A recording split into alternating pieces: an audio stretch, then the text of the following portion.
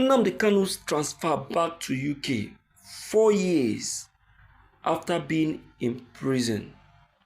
UN delegates arrives Nigeria. After 4 years of being in prison, the UN finally intervened, sending delegates for Nnamdi Kanu's transfer back to the UK. This is very, very interesting, but will Tinubu really adhere to this very move or call? That is the problem. I greet everybody out there listening to me through this very channel. You all welcome to today's news. Yes, the ongoing plight of Mazi Nnamdi Kanu, the leader of the indigenous people of Biafra, IPOB, serves as a sobering reminder of the difficulties in safeguarding the human rights and enforcing international law when state actions are involved. Kanu's case is a stark illustration of the tension between the national sovereignty and the global human rights obligations, particularly in scenarios where accusations of state-sponsored kidnapping and extraordinary rendition arise. Despite a widespread condemnation and international advocacy, his detention remained unresolved, highlighting significant gaps in the enforcement of human rights protection.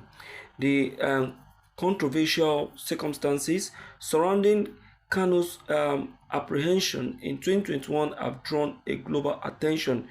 He was allegedly subjected to extraordinary rendition, a process that involved forcibly transferring an ordinary individual from one jurisdiction to another without due legal process. This action, reportedly carried out by Nigerian authority in collaboration with others, has been widely criticized as a blatant violation of international law. Kanu supporters and human rights groups argue that this act of rendition underscores a troubling disregard for legal norms and raises questions about the legitimacy of his ongoing detention. In 2022, the United Nations Working Group on Arbitrary Detention issued a formal statement declaring Kanu's detention illegal. The group called for his immediate release, emphasizing that his continued incarceration violated Nigerian obligations under various international treaties to which it is a signatory. The UN body highlighted that Kanu's rights include the right to a fair trial and freedom from arbitrary detention.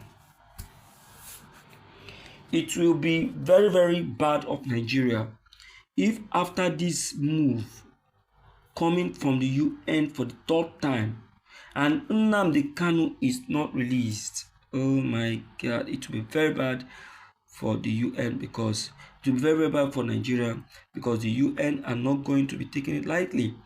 This is the third time the UN is calling for the release of Mazi Nnamdi Kanu, and I bet you, even yourself, you will not believe it. Meanwhile, I want to commend everyone that has also joined in this very, move agitation, and also I want to believe that this very move will make a perfect step for the immediate release and freedom of Mazi Nnamdi Kanu. Nnamdi Kanu, I tell you, has really done justice.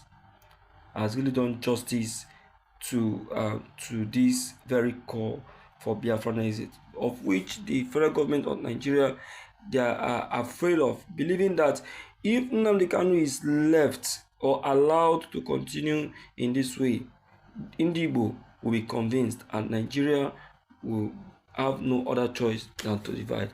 So this is the reason why they decided to take a quick move and get in the tent. But look at it. Today, the UN is taking a move to get him out of detention.